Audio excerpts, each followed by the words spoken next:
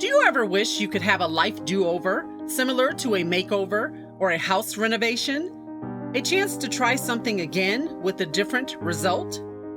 Try Again with Monique is a place where I will give you my take and also hear from you regarding the questions and challenges we all face in life. You will either be inspired to try life again, over and over again, or make some really good lemonade from those sour lemons. Either way, I got you. If at first you don't succeed, try again with Monique.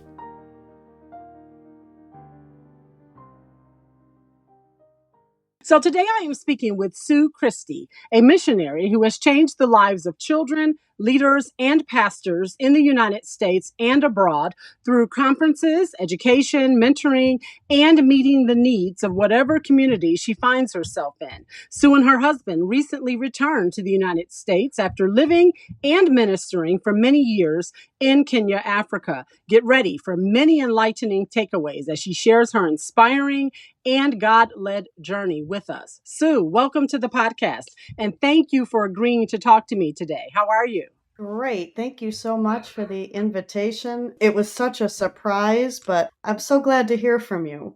Same here. It's so great to hear your voice. My intention, Sue, for the Try Again with Monique podcast is to encourage people to really think outside the box about their lives and to have the courage to, do something different or try something new, especially if they're unhappy with how things are currently going.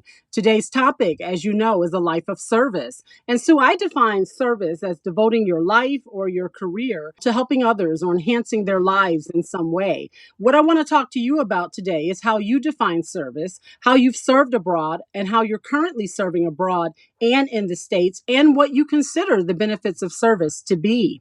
And I want to start with the first question, your personal definition of service. How do you define it? Well, as I have served over the years, I think you're one of the first people that has actually asked me that specific question. I think of service as just the doing part.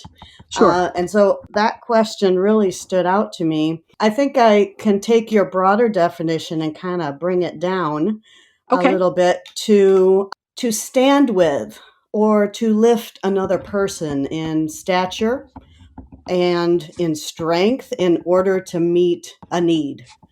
And so whether I am taking care of a child in an orphan setting, or I'm speaking to leaders up in the desert of Kenya, either way, I see service as standing with that person.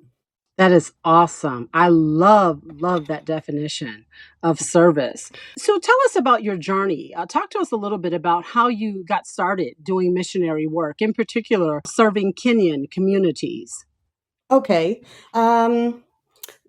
Just before I get into how we ended up in Kenya, as missionaries overseas, we serve the poor communities as well as pastors and leaders of those communities to help encourage and strengthen them and teach them the word of God so that they can then teach it to their people so that we can reach the world for the kingdom of Christ. Really, Awesome. it's about sharing his love for the world. And Heidi Baker put it so clearly. She said that ministry or service, as we're talking about today, is simply loving the person in front of you. It's about stopping for the one and being the very fragrance of Jesus to the lost and the dying. And so my journey actually began when I was 17. I'm grateful that as a teenager, I was taught about service, although at the time I didn't know everything that would entail in my life. Okay. But I took my first missions trip at the age of 17 to Brazil, and it was for a month during my summer vacation from high school. Wow. And so I had never been away from home for that length of time, but it was the first time that I saw the difference between what we might call the middle class and true poverty. I remember arriving at the mission house where we were staying, and right across the street was a high-rise apartment building, and directly around the corner was an entire tin shack slum neighborhood. And it really opened my eyes and my mind to what service was going to mean in my life. What I witnessed there didn't impact me immediately as a teen because, as a teen, your mind isn't fully developed. Sure, sure. But it certainly planted a seed. And although I wasn't able to travel like that again until I was 35, another 17, 18 years away, that seed of service grew inside of me and it stayed with me. Okay. And so after I was married, my husband and I went to Malawi to minister with a missionary for 6 weeks in the villages there. And we fell in love with Africa. And Wow. so that was God's first way to really tug at our hearts as a couple. So when we got the chance to travel to Kenya in 2009, we jumped in with both feet. Okay. And there we heard the very clear call of God. He said, "Go home, sell everything you own, and return here to serve me." And we ended up moving there 10 months later in 2010. Wow. So God miraculously provided the way, and we went fully funded after 10 months. Okay. We served 7.5 years at the children's home as assistants to the director. Jim was the accountant in the office and overseer of a lot of the ground staff, and I was teaching in the classrooms and eventually became the principal of the school and overseer of the houses with the house staff. And we had also, our directors were very generous and they understood the meaning of the word calling. And Mm-hmm. so we had several opportunities to travel out from there, out of Nairobi, and share the word of God with people in Congo. We went to South Sudan, India, Uganda, all around Wow. Kenya. And so Awesome. after serving at the children's home, we Uh-huh. ended up branching out and we started doing pastors' conferences, leaders and women's conferences, and teaching Bible school in 3 different areas. So the beginning was 6 weeks in Malawi, and then it led to almost 12 years in Kenya and around Africa. And I just Okay. thank God for that opportunity. That's awesome. Awesome. And the name of the school, the orphanage, is called King's Kids Village, correct? Where you That's were in Africa. correct. Okay. Yes, Where that's you served. correct. Okay. Yes. Okay. Now, though you're based in the States now, I believe you're back in the States now, correct, Sue? Yeah, it's our new launching pad. Okay. My understanding is, though, you are still doing ministry work in Kenya. You recently, I believe, went back to host a conference for leaders there, correct?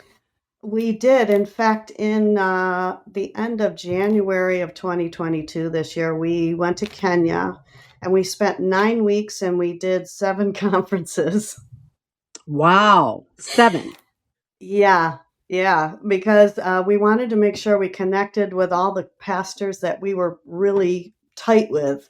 And Mm-hmm. so, in order to get them all in, yeah, we had 9 weeks to do it. And it was wonderful being able to check in, see how they're doing, and bring material that would encourage and lift them up so that they could continue going throughout the year. And then we just came back from Zambia, Zambia. from Okay. where we did a crusade, an outdoor meeting, evangelistic meeting for 4 days. And we also worked with others at a conference, and we had 8 nations in attendance. 8 nations. Eight Wow. nations in one Wow. venue. That is awesome. So these That is God. conferences, that is God, Hmm. that's awesome. So these conferences that you do for pastors and leaders, I get your newsletters where you keep people updated on what you and your husband are doing. And Hmm. and in one of the newsletters, I remember you talking about one of your conferences that you talked about something like integrity in ministry. Can you talk to us a little bit more about those conferences and what kind of topics you cover and what kind of benefits have come out of those for those that have attended, for those pastors and those leaders, the kinds of things you've seen, the growth, good reports you've seen, what has happened as a result of those conferences that you and your husband have hosted for pastors and leaders? Okay, that's that's a great question. We conduct conferences in Nairobi, which Okay. is, it's a busy business hub. And so you have everything from poverty to upper class, and Okay. then we also do bush pastor conferences where we're out in the middle of the desert and sweating it out for 4 days, and but what we find is the same need. They Wow. need sound doctrine. They need sound biblical teaching, because a lot of the times what happens is they come to Christ and they're a Okay. new believer, but they have such a drawing. They're like, I have to be a pastor for my area, but they don't have any basis to start with. And Okay. so what we try to do is give a foundation that so that they don't start mixing religious ideas with cultural ideas, because that really Okay. muddies the water. Mm-hmm. And so if they can get a solid foundation, they can begin to teach their people correctly. And Okay. so that's what we try to do with most of our pastors and leaders. Other curriculum would be encouragement. Mm-hmm. And a lot of the pastors there, I mean, their phone is on 365 days a year, 24 hours a day. They're called at all hours of the day and night. They get up, they go, they do this. They're running around for their community. Sometimes we have to preach on rest.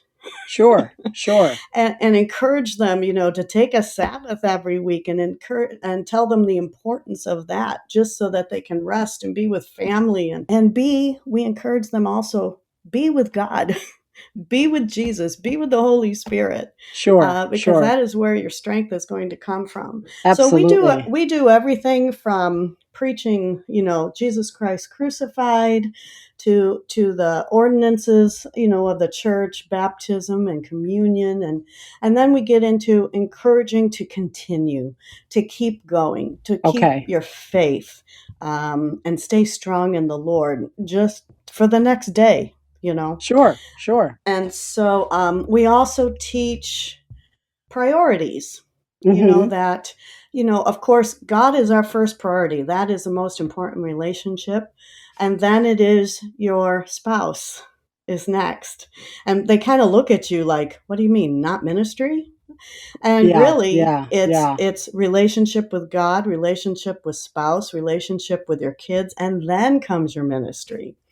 And so we tell them, when you have those things in order, your ministry works better.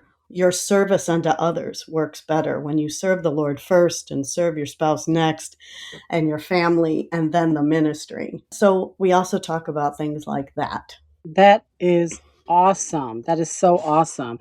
So, why do you think you've already in part answered this, but I'm going to ask anyway because you may want to add something. Why do Okay. you think, Sue, service is important? And do you think that everyone can serve in some capacity? Wow. Service is important on so many levels. Of course, it lifts the other person. If we look through the eyes of Jesus, we will always see a greater need than our own. And so I find that service is important because it keeps us humble. It doesn't mean to look down on ourselves, but to consider others more than we consider ourselves. And I think that it Sure. keeps us in a position to continue to serve God, the Creator Himself, and others who are in need around us. So when we focus on serving, our focus automatically shifts from us to the other person. Sure. In Mark 9:41, it says, "For whoever gives you a cup of water to drink in my name, because you belong to Christ, assuredly I say to you, he will by no means lose his reward." Although we don't choose to serve for a reward, Right. however, Right. when we serve in his name, there is a reward. and Absolutely. and Absolutely. so everyone, please hear me, everyone can serve. Good. But Good. what I find is there has to be a willingness. Service under compulsion is debt, not service. And service Wow. to receive in return for something in return is not true service either. So we have to look at our attitude. We have to look at what our true motive is at the moment that we choose to serve. And if it's not out of compassion, then I believe that we're missing it, because Jesus always moved with compassion, Yes, yes. which, because that's the heart of the Father. So I desire to serve in the same capacity, which is full of compassion. Romans 12 in verses 9 to 13 says, love must be sincere. So that has to be what our motive is. And Absolutely. it says to be devoted to one another, and that's our humility. And then it says, never be lacking in zeal, but keep your spiritual fervor. And that positions us to serve God. So we can be joyful in hope and patient in affliction and faithful in prayers, because that always accompanies our service. That is great. That is great. How has, Sue, living a life of service enriched your life? What has it done for you? I guess it reminds me of Paul when he wrote to the Philippians in chapter 4. Mm-hmm. He said he knows what it is to be in need and what it means to have plenty.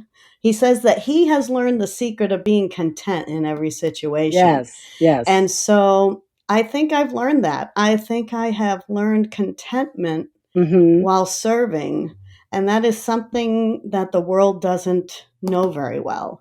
So I agree. I, I I agree. think being content in any situation that I'm in has enriched me beyond everything else. It has prepared me for every situation to come.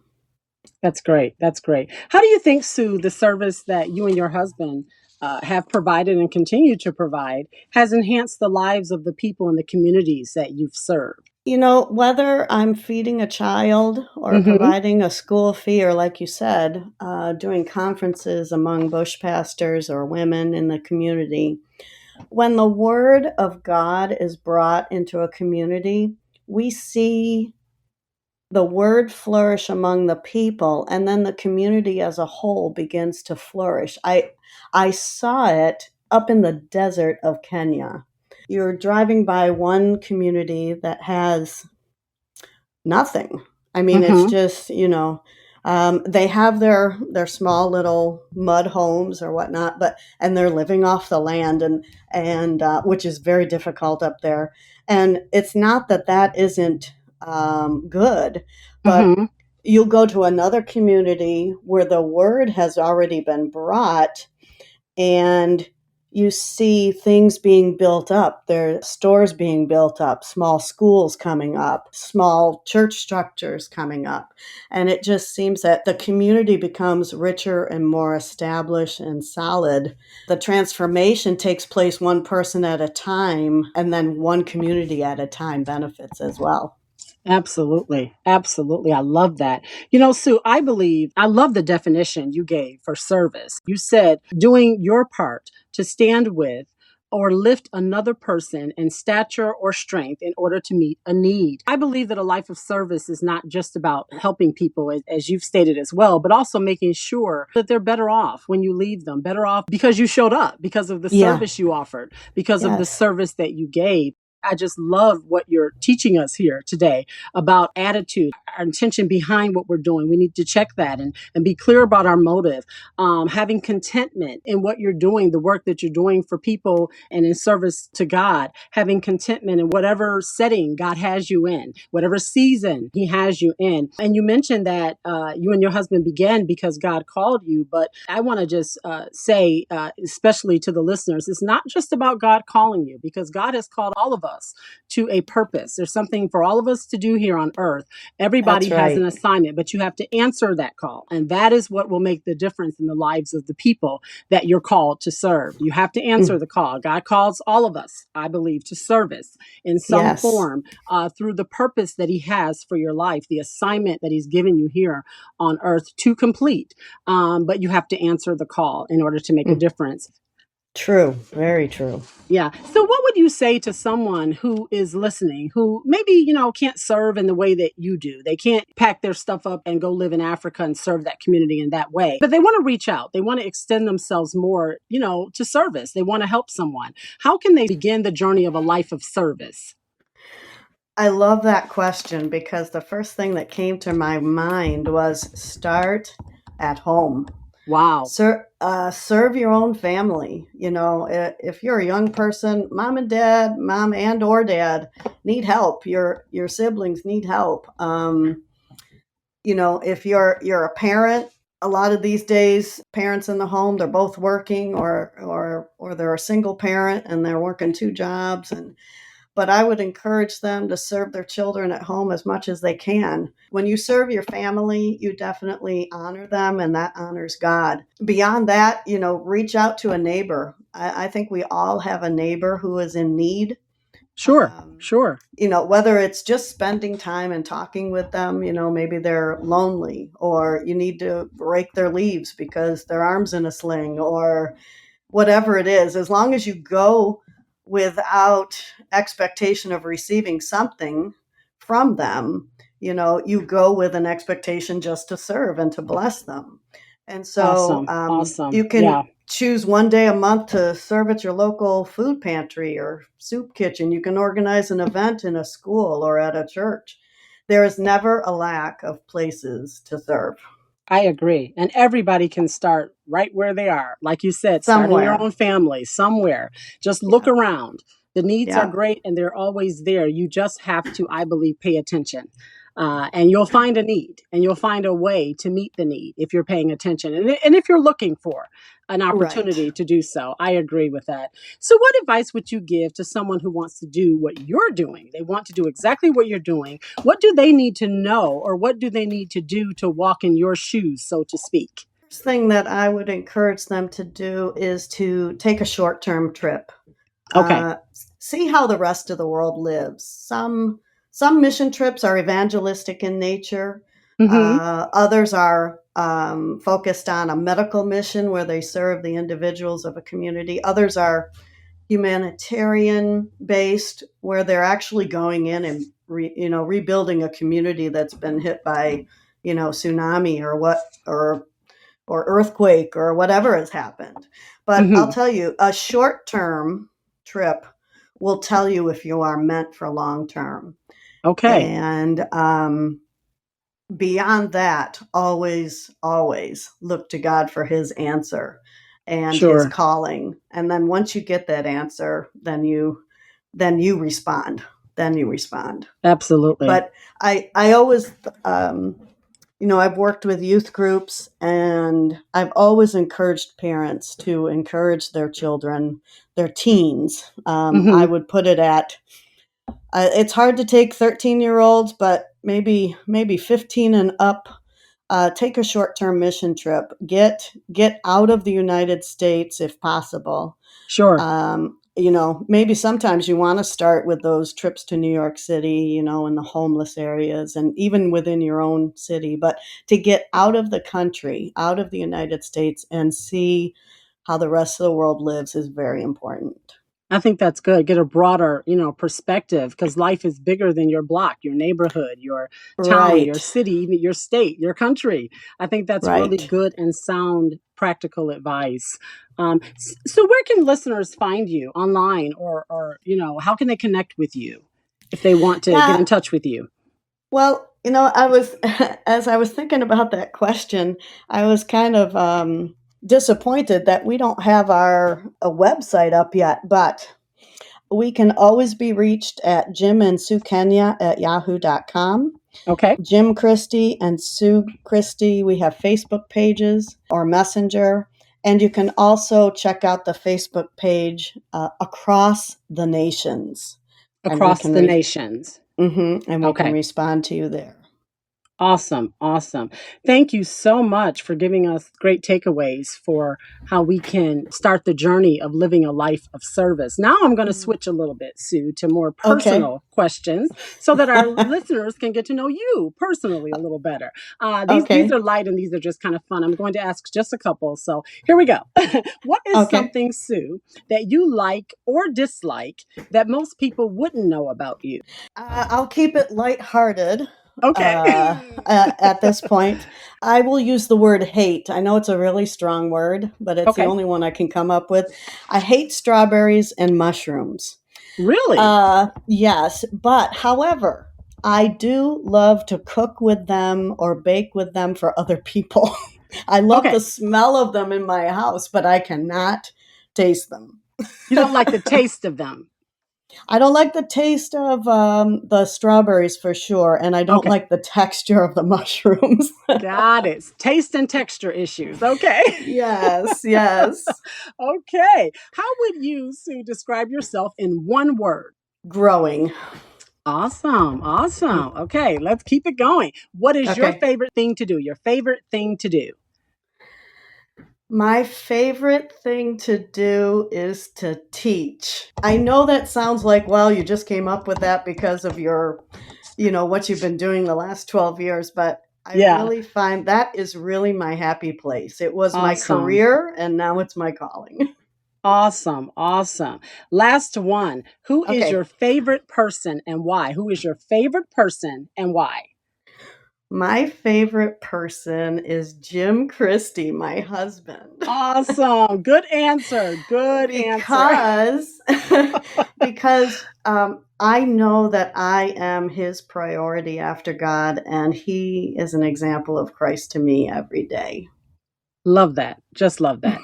So, thank you so much for your time today. You've given us some inspiration as well as some great practical takeaways on how we can start on that journey of living a life of service, of helping someone ourselves, the missionary and the evangelical work that you and your husband have done and continue to do is making people and situations better off than before you arrived on the scene. And I want to thank you personally for you and your husband's life of service. Thank you for taking the time today to talk to Thank us you for taking the and to time guide to us on listen how to we Try can use Again our with own Monique. lives to serve If you someone enjoyed else. today's episode, please take a moment to leave a review wherever you are listening.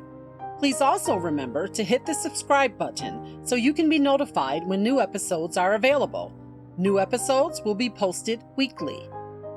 Please also like and follow us on Facebook.